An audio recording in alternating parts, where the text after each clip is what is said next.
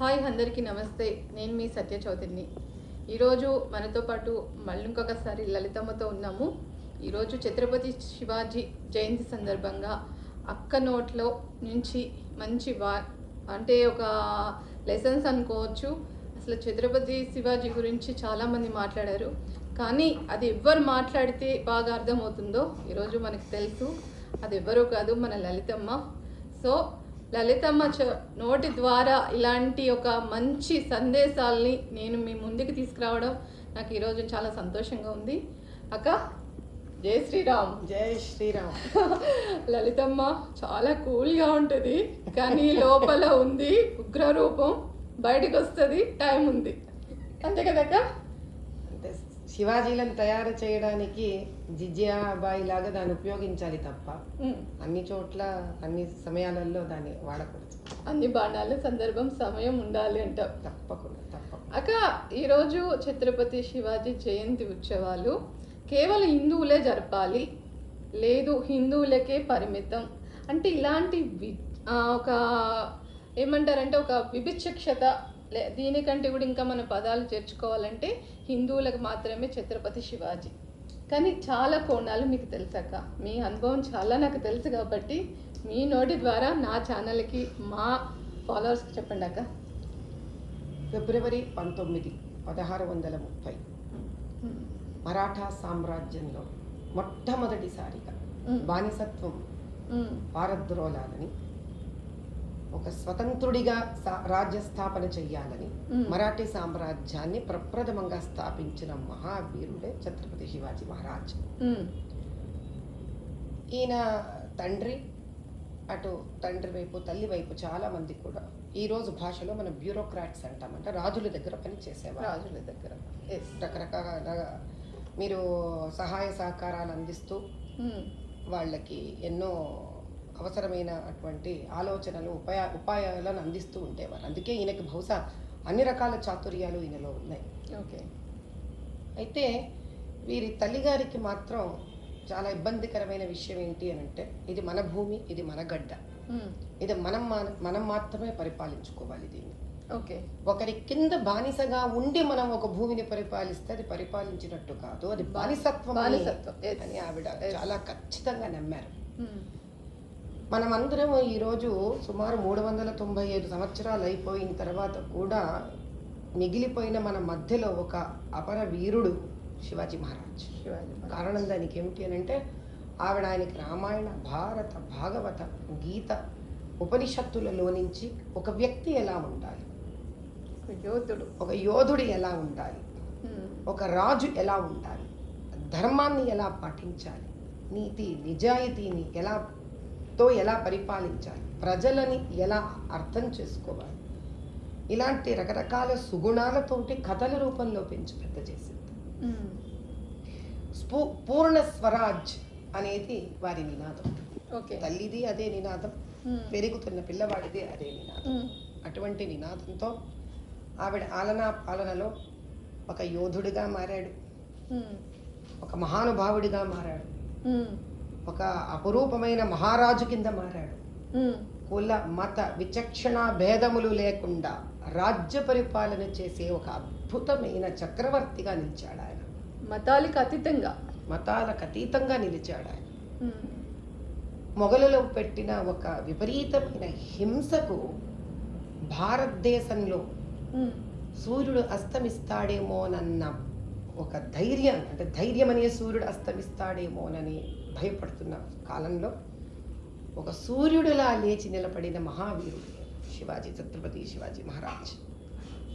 అయితే ఈయన గొప్పతనం ఏమిటి అంటే, మనం ఉక్కు మనిషి అంటాం, కానీ ఇది ఉక్కు నిర్ణయమైనది. నిర్ణయం అంటే ఆయన నిర్ణయం అలా ఉక్కులాగా ఉంటుంది, ఒక ఇనుపరాడులాగా. అంటే ఒక నిర్ణయించుకున్నాడంటే ఆయన ఇంకా వెనక తిరిగి చూడడం అనే మాటే లేదు. అంతటి అకుంఠిత దీక్షాపరుడు. అంటే ఒక పనిని పట్టుకుంటే దాన్ని మమైక్యమై అందులో కలిసిపోయి అంతటి దీక్షను వహిస్తాడు. అపర ధైర్య సాహసాలు ఉన్నవాడు. మాతృభక్తి. ఎటువంటి మాతృభక్తి? కన్న తల్లి, మాతృదేవో భవ. అదేవిధంగా తన భాషను, అంటే అంటే మరాఠా భాషను, మరాఠా భూమిని ప్రపంచవ్యాప్తం చేసిన ఒక మహనీయుడు ఆయన. మాతృభాష, మాతృభూమి, భారత భూమి. ఎందుకు అని అంటున్నాను మాతృభూమి అని అంటే, ఆయన కేవలం మరాఠా సామ్రాజ్యంలో ఉండి మరాఠా సామ్రాజ్యానికి మాత్రమే ఆయన సేవ చేయలేదు. 1677లో ఆయన ఇటు శ్రీశైలం రావడం జరిగింది. అవును. ఆ శ్రీశైలం వచ్చినప్పుడు ఆయన ఆ కొండల మీద అమ్మవారి దీక్ష చేసి అక్కడ ఆయనకి అమ్మవారు కనిపించి ఆవిడ ఆయనకి ప్రత్యక్షమయ్యిందని, అక్కడ ఆయనకు అపర శక్తివంతమైన ఖడ్గం ఇచ్చింది అని చాలా మంది చెప్తూ ఉంటారు చరిత్రలో. అటువంటి ఒక అద్భుతమైన భక్తుడు కూడా ఆయన, నాస్తికుడు కాదు, అపరాస్తికుడు, కాళికాదేవి భక్తుడు ఆయన. అందుకే ఆయన సామ్రాజ్యంలో మీకు శివ నినాదాలు విపరీతంగా వినిపిస్తుంటాయి. అంటే మహాదేవ్ అంటే ఆవిడని ఆరాధించిన వాళ్ళు ప్రతి ఒక్కళ్ళు ఆయనను ఆరాధిస్తారు. తద్వారా అక్కడి నుంచి ఒక అద్భుతమైన సైన్యాన్ని తయారు చేసుకుంటూ ఆయన ఇటు దిక్కుగా మనకు తెలంగాణ వైపు వచ్చారు. అదే మన భాగ్యనగరం కూడా వచ్చారు. మన భాగ్యనగరంలోని కొంతమంది మరాఠా యోధులతో మాట్లాడుతున్నప్పుడు, ఈరోజు ఛత్రపతి శివాజీది జయంతి సందర్భంగా మనం కూడా ఈరోజు దాన్ని జరుపుకోబోతున్నాం. ఆ సందర్భంగా నాకు చక్కటి 2 విషయాలు నాకు వాళ్ళు చెప్పడం, అది నేను మీ ద్వారా ప్రేక్షకులకు అందజేస్తాను. ఆయన గొప్పతనం ఏమిటంటే, ఆయన దగ్గర అన్ని కుల వృత్తుల వాళ్ళు వారి వెంట ఉండేవారు. అంటే అటు మోచీలు ఉండేవాళ్ళంట, కుమ్మరి వాళ్ళు ఉండేవాళ్ళంట, కమ్మరి వాళ్ళు ఉండేవాళ్ళంట, తర్వాత మీకు కంసాలీలు ఉండేవాళ్ళంట. అంటే వీళ్ళని కాదు, క్షత్రియులు ఉండేవాళ్ళంట, వైశ్యులు ఉండేవాళ్ళంట, బ్రాహ్మణులు ఉండేవాళ్ళంట. అంటే చూడండి ఆయన గొప్పతనం ఎలా ఉంటుందో. ఆయన ఎక్కడికి వెళ్ళినా కూడా ఆ ప్రాంతంలో ఆధారపడకుండా ఆయన చుట్టూ సర్వ వృత్తుల వాళ్ళని కూడా ఆయన పోషిస్తూ, వాళ్లతో ఎక్కడికి వెళ్ళినా ఆ స్థలాన్ని అలా సుస్థిరంగా చేసి, ఆ స్థలాన్ని ఆ విధంగా సర్వం, అంటే భారతదేశ చరిత్రలో ఎన్ని మీకు కులవృత్తులు ఉన్నాయి, అందరితోనూ ఆయా స్థలాలని పుష్కలంగా పచ్చదనంతో కూడినట్టుగా చేసేవారంట. అందుకే మీకు ప్రత్యేకించి భాగ్యనగర పాత బస్తీలో అందరూ ఉంటారు, అందరూ ఉంటారు మీకు అక్కడ. కారణం అది. కానీ ఇక్కడ గమ్మత్ ఏంటంటే, మన హిందువులు మన దేవుడు అని చెప్పుకుంటాం, మరాఠీలకి చాలా అసలు విలవిలుపు అనుకుంటాం. కానీ ఎక్కడో ఒక కోణంలో ముస్లిమ్స్ కూడా ఎన్నో రకాల పనులు చేసి వాళ్ళని అడగతొక్కినప్పుడు ఈయన అక్కడ స్వయంగా వెళ్ళి అక్కడ యుద్ధం చేసినటువంటి సందర్భాలు కూడా ఉన్నాయంటారు. ఎంతవరకు నిజం ఇది? అంటే ఇప్పుడు మీకు ఒకప్పుడు ఇక్కడ నిజాం సర్కార్ దగ్గరికి ఆయన వచ్చినప్పుడు ఈ నిజాం వాళ్ళ మీద కూడా మీకు మొఘలుల భయం ఉండింది వీళ్ళకు. అవును, మొఘల సామ్రాజ్యము, మొఘల రాజుల భయము ఇక్కడ నిజాముల మీద కూడా ఉండింది. ఈయన వచ్చి అటువంటి ఇక్కడ ఉన్న నిజాములకి ఆయన అండగా నిలబడి మొఘలుల దౌర్జన్యాన్ని కూడా ఓ రకంగా వీళ్ళ మీద ప్రభావితం కాకుండా కాపాడిన మహానుభావుడు ఆయన. కాబట్టి ఆయన అర్థం చేసుకోవాలి అని అంటే అతీతమైన వ్యక్తిత్వం ఉండాలి, అంటే ఒక పెద్ద మనసు కలిగి ఉండాలి. అంటే ఆయన హైందవుడు అని అనడంలో గొప్పతనం ఏముంటుంది అని అంటే, ఒక హైందవుడికి మాత్రమే అందరినీ రక్షించే సర్వే జనా సుఖినో భవంతు అనే ఒక వ్యక్తిత్వం ఉంటుంది. కాబట్టి అదే విధంగానే మనం ఎడుదిరిగిన మళ్ళీ మోదీ గారి దగ్గరకు రావాల్సింది. ఆయన ఇంకో శివాజీ. ఈ రోజు ఆయన గురించి మనం ప్రస్తావించుకోవడం చాలా ఏంటంటే, ఈయన ఖడ్గం ఉంది, ఆయన ఖడ్గధారణ చేయట్లేదు, అంతే తేడా. ఆయన రాజ్యస్థాపన పరిపాలన ఉన్న ఛత్రపతి శివాజీ గారి విధి విధానం ఏమిట్రానంటే, ఆయనది సామ్రాజ్య స్థాపన విధి విధానం, ఈయనది ప్రజాతంత్ర విధి విధానం తప్ప వారికి వీరికి ఏమీ తేడా లేదు. ఆ రోజు శివాజీ గారు కూడా ఆయన నీడలో అందరూ సుభిక్షంగా బతికారు. ఈరోజు మోదీ గారి నీడలో కూడా అందరూ సుభిక్షంగా బతుకుతారు. ఇప్పుడు మీ అందరిలో మీ నోటి ద్వారా మోడీ గారు ఒక సందర్భాన్ని తీసుకొచ్చారు. అసలు మాధవి లత గారి అడుగు వెనకాల రాజకీయ నీడలు ఎందుకు అలుముకున్నాయి? లేదు, అసలు మాధవీలత గారు రాజకీయంగా ఆరంభించాలని ఒక విజన్ తోటి వచ్చారా అన్నది ఒక సందేహం అన్నది పేపర్లో కానీ అన్నిట్లో వినిపిస్తుంది. అంటే మాధవీలత గారు హిందూతత్వంతో నరేంద్ర మోడీ గారి హయామాలో ఎక్కడి నుంచి పోటీ చేయాలనుకుంటున్నారు? అసలు ఏంటి ఆ కథ మాకు చెప్పాలి. ఏముందమ్మా, ఈరోజు చక్కటి రోజు నన్ను ఈ ప్రశ్న వేశారు కాబట్టి భాగ్యనగరంలోకి అయితే ఛత్రపతి శివాజీ మహారాజ్ కాలు పెట్టారో అటువంటి భాగ్యనగర్ నుంచే పోటీ చేద్దాం. మళ్ళీ అది ఇది కూడా ఎందుకు, ఖడ్గం పట్టుకుంటుంది అయితే మన చేతిలో ప్రజాస్వామ్యం ఉంది కదా, ఓటు అనే ఖడ్గాన్ని పట్టుకొని ముందుకు వెళ్దాం. అబ్బా, ఎక్సలెంట్ అక్క. ఓటు అన్న ఖడ్గం చూసారా? ఎంతైనా హిందువులో ఒక దాగున్నటువంటి ఒక కళ, ఒక రచయిత, ఒక ఏమంటారంటే ఇంకా కవిత్వాలు, అంటే అన్ని కలగలిపితే ఒక మహిళ, ఒక భారత మహిళ ఈరోజు నిలువెత్తున కనిపిస్తున్న ఒక రాణి రుద్రమదేవి, ఒక ఝాన్సీ లక్ష్మీబాయి, అందరినీ కలిపితే మా లతం అని చెప్పడం నిజంగా ఈరోజు ఓల్డ్ సిటీ అంటే భయపడిపోయేది అని. ఒకప్పుడు నేను అక్కడే పుట్టి పెరిగిందని, కానీ ఇప్పటికీ ముస్లింలకు కూడా న్యాయం జరగలేని ఒక పక్షంలో పరిస్థితిలో ఉందక్క. మీరు ఇప్పుడు ఏ నిర్ణయంతో, ఏ వినాదంతో ఈరోజు ఓల్డ్ సిటీలో మీరు కాలు పెట్టాలనుకుంటున్నారు? చిన్నగా క్లుప్తంగా చెప్పాలి. సబ్కా సాత్ సబ్కా వికాస్. సూపర్. ఇంకెందుకమ్మా, అందరినీ కలుపుకోవాలి, అందరినీ కలుపుకుంటూ ముందుకు వెళ్ళాలి, అలా దేశాన్ని ముందుకు తీసుకొని వెళ్ళాలి అంతే. మరేమి అంత అనాలోచితంగా ఇవ్వలేదు మోదీ గారు. సబ్కా సాత్ సబ్కా వికాస్ అయింది ఆయన, ఇట్టే ఆలోచించి ఇవ్వలేదు. అంటే దాని అర్థం ఏంటంటే, అయ్యా ధర్మ పదాన్ని ఎంచుకున్న ప్రతి పౌరుడితో నేను ఉన్నానని చెప్తున్నాడు ఆయన. కాబట్టి ఇక్కడ మనకి ఏ కులం ఉంది, ధర్మ కులం ఉంది, ఏ మతం ఉంది, ధర్మ మతం ఉంది. అక్కడ నేను ఒక చిన్న క్వశ్చన్ ఇస్తాను. ఇప్పుడు మనం అందరం కూడా మన హిందువులము, మన హిందూ ధర్మాలు కాపాడాలి, మన భారతదేశాన్ని అంటున్నాం. కానీ ఒకప్పుడు కుల మత భేదాలు లేని ఒక రామరాజ్యం మనం చూసాం. కానీ ఇప్పుడు ఈ కులాలు జై శ్రీరామ్ అంటేనే కానీ, జై ఆంజనేయ అంటే కానీ, లేదంటే ఇలాంటి ఒక వినాదంతో మనం ముందుకెళ్లాల్సిన పరిస్థితి ఉందా? అసలు నిజంగా మనము ముస్లిమ్స్ మనం అందరం కలిసి మనం ఒకప్పుడు బతికిన వాళ్ళమే కదా. అంటే మీరు ఇంకా ముందుకు వెళ్ళిపోయారనుకోండి, అసలు ముస్లిమ్సే లేరు కదమ్మా ఈ దేశంలో. పాప ఇప్పుడు ఉన్న ముస్లిమ్స్ అందరూ 80% ఔరంగజేబు గారి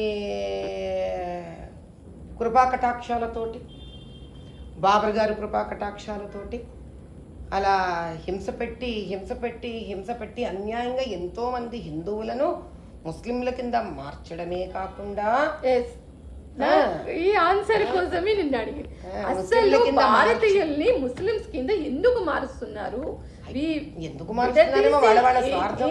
ఏం స్వార్థం, ఏం లబ్ధి కోసం చేస్తున్నారు? మీకు ఒక విషయం తెలిస్తే అక్క, ఇంకా మీరు పూర్వం వెళ్ళగలిగితే, అంటే కేవలం నిజాం ప్రభుత్వం అప్పుడే ఇక్కడ ఏం జరిగింది అంటే, మనకి స్వాతంత్రం వచ్చేసిన తర్వాత ఇది నిజాం కూడా మనలో కలిసిపోవాల్సిన కాలం అది. అప్పుడు ఎంఐఎం పార్టీ తయారైన సమయం ఇక్కడ. అప్పుడు వాళ్ళు 20%, మనం 80% ఉన్నాం. అప్పుడు వాళ్ళు నినాదం ఏమిటి?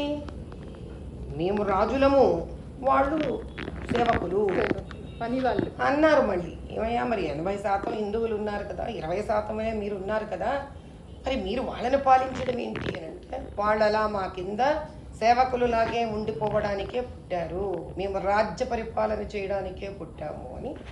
అప్పుడు అక్కడ మదమెక్కిన కొంతమంది అలా వ్యాఖ్యానాలు చేయడం కూడా మనకి పుస్తకాలలో రచించే ఉంది. కాబట్టి వాడు అనడం ఏముందిలే తల్లి అనేవాడు అంటూనే ఉంటాడు. దాన్ని మనం విని ఊరుకోకూడదు. మనం దానికి ధ్వజమెత్తాలి, తిరగబడాలి. ఇప్పుడు ఇక్కడ విషయం ఏమిటి అంటే, ఇది హిందువా ముస్లిమా అనేది కాదు ఇక్కడ. ఎందుకంటే కొన్ని వందల వేల సంవత్సరాలు అయిపోయాయి, వాళ్ళు మనతో కలిసిపోయారు, మనం వాళ్ళతో కలిసిపోయాం, ఒక కుటుంబంగా బతుకుతున్నాం. కానీ కుటుంబంగా బతకడానికి వీలు కానీకుండా ఒక పరిసరాలను తయారు చేసే వాళ్ళని ఖండించాలి. ఈరోజు నేను చెప్పేది ఒకటే, మోదీ గారు ఎన్నో ప్రాజెక్టులను తీసుకొచ్చారు, ఎన్నో యోజనాలను పట్టుకొచ్చారు. ఏ యోజనలో కూడా ఆయన నేను వీళ్ళకే ఇస్తానా వాళ్ళకే ఇస్తానా అని ఏ రోజు అనలేదు. ఆ యోజన ఎవరికి ఎక్కడ చేరుతుందో కూడా తెలియదు. ఆయన కుంతి గ్రామం జార్ఖండ్ నుంచి నవంబర్ 14 యాత్ర మొదలు పెట్టారు. అవును ఎంతల్లి అవును ఈ యాత్ర. అటువంటి ఈ యాత్రలో అప్పటికే సుమారు 2 కోట్ల మందికి ఈ రకరకాల యోజనాల వల్ల వీళ్ళు బాగుపడ్డవారు ఉన్నారు. ఆ రోజుకి సుమారు 68 లక్షల గ్రామాలు దీని ఫోల్డ్లోకి వచ్చాయి. అటువంటి దాన్ని ఏ రోజు ఏ గ్రామానికి వెళుతుంది ఎక్కడికి వెళుతుంది అని ఆలోచించి చేస్తుంటే ఈ రోజు మీకు ఇంత అద్భుతంగా దేశమంతా ఇంతమంది ఉపయోగించుకున్న వాళ్ళు ఎక్కడ ఉంటారు. ఇంకా చాలా బాధపడే విషయం మోదీ గారు ఏమిటంటే, అయ్యో దీనికి మతం అనే ఒక పేరు ఇచ్చి పస్మందా ముస్లింలు ఎవరైతే ఉన్నారో ఆ స్త్రీల వరకు దీన్ని చేర్చనివ్వట్లేదు అని ఆయన బాధపడుతున్నారు. ఆయన బాధేది ప్రధానమంత్రిగా ఆయన బాధ ఏమిటంటే, ఎప్పుడైతే ఈ బీదరికాన్ని మనం నిర్మూలిస్తామో, జాత మత కుల విచక్షణ లేకుండా ఈ ప్రతి యోజనా కార్యక్రమం ఆ ప్రతి స్త్రీకి కానీ ఆ ప్రతి బీద వర్గానికి ఇంటింటికి చేరుతుందో, ఆ రోజు ఈ విధంగా రాజకీయాలలో ముక్కలు ముక్కలు చేసి పాలించాలనే ఆలోచన భూస్థాపితం అయిపోతుంది. సూపర్ అక్క, చాలా చాలా అంటే ఒక రాజకీయ వ్యక్తులు మాట్లాడింది విన్నాను, ఆ పార్టీలో ఉండి నేను చూశాను. కానీ ఒక రాజకీయంలోకి ఒక దైవ చింతనతోటి వచ్చిన వాళ్ళు, ఒక మహిళగా ఒక ఉన్నత స్థాయిలో ఉన్న మీరు ఈరోజు మనం జరిగినటువంటి కిషన్ రెడ్డి గారి మన యాత్రకు వచ్చి మీరు అసలు ఇంత సామాన్యంగా ఇలాంటి నిడారంభంగా ఇట్లాంటి సెక్యూరిటీ లేకుండా మీరు అలాగ అందరిలో మాతో కలిసిపోవడం అన్నది నేను నిజంగా నా కళ్ళారా చూశాను ఫ్రెండ్స్. నేను నిజంగా ఈరోజు లలితమ్మ సామాన్య ఒక మహిళ, కనీసం నేనన్నా ఆ జనాలు వెళ్ళాలంటే ఇబ్బంది పడేదాన్ని, కానీ అక్క అక్కడ ఉన్న ప్రతి ఒక్కరితో మాట్లాడుతూ పలకరిస్తూ అందరితోటి కలిసిపోయి, అంటే డబ్బు ఉండగానే అందరికీ దర్భం వస్తుందంటారు, ఒక స్థాయికి వెళ్ళగానే ప్రజల్లో రారు. కానీ ఈరోజు ఇంత సంపాదించి ఇంకా ఏదో చేయాలనే తప్పన అక్కకి ఈరోజు నేను స్పష్టంగా క్లియర్గా నేను చూశాను. నేను ఈరోజు ఈ జర్నీ చేయడానికి నాకు ఎంతో నన్ను మోటివేట్ చేసింది మా లలితమ్మ. ఒక తన ప్రవర్తన అనుకోవాలి, ఎందుకంటే అంత ఈజీ కాదు పొలిటికల్లో. ఒక మినిస్టర్ దగ్గరకు వచ్చి సామాన్యంగా నిలబడింది ఈరోజు లలితమ్మ. నేను కళ్ళారా చూసా ఎంత సింప్లిసిటీగా ఉంది ఈరోజు లలితమ్మ. నిజంగా చాలా చాలా థ్యాంక్స్. అంటే మన మధ్యలో మన అనుకున్న వాళ్ళ మధ్యలో ఇలాంటివి ఇవేవి రావు, ఇవేవి రాకూడదు. అది సో ఈరోజు ప్రజా విజయయాత్రకు మీరు రావడం, మా అన్నయ్యతోటి మీరందరూ మన వాళ్ళతో కలవడం, ఎదురు చూస్తున్న ఘట్టం ఎప్పుడు ఇవ్వబోతున్నారో ఒక్కసారి మా ఛానల్ ప్రేక్షకులు చెప్పాలి. వెయిట్ చేయాలి, అందరం ఎదురు చూడాలి దానికి. ఎందుకంటే ఏది వచ్చినా కూడా శివుని ఆజ్ఞ లేనిదే చీమైనా కుట్టదు కాబట్టి ఆ శివుని ఆజ్ఞకు అందరం ఎదురు చూద్దాం. థ్యాంక్ యూ అక్క.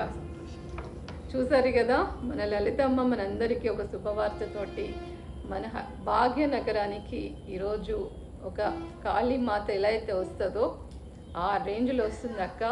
మనమందరం ఎదురు చూద్దాం. మరొక్కసారి ఛత్రపతి శివాజీ జయంతి సందర్భంగా నా ప్రేక్షకులకు, నన్ను ఫాలో అవుతున్న ఫాలోవర్స్ అందరికీ కూడా నేను ధన్యవాదాలు చెప్తూ, కృతజ్ఞతలు చెప్తూ, జై శ్రీరామ్, జై ఛత్రపతి. Thank you.